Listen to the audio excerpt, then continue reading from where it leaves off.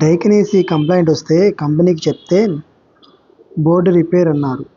Board repair cost, servicing, GST మొత్తం కలిపి 12,000 చెప్పారు. విత్ చెకింగ్ వారంటీ అన్నాడు. ఇంత కాస్టా అనుకుంటే మనకు తెలిసిన టెక్నీషియన్ ఒక అతనికి చెప్పాము. చెప్తే 2 days టైం పడుతుంది అన్నాడు. అంతా బిగించి అంతా అయిపోయినాక ఒక అరగంట చెకింగ్ అయిపోయినాక మన డైకినేసి అదివరకు ఎలా వస్తుందో అలా కూలింగ్ చూపించి 4,500 చెప్పాడు. చాలా బెటర్గా అనిపించింది. అనుభవం ఉన్న టెక్నీషియన్ బయట చాలామంది ఉన్నారు. వాళ్ళ చేత చూపించుకోండి. మీకేమైనా డైకినేసి గురించి డౌట్ ఉన్నా, కంప్లైంట్ ఉన్నా కామెంట్ చేయండి, నేను రిప్లై ఇస్తాను. Thank you friends, please subscribe.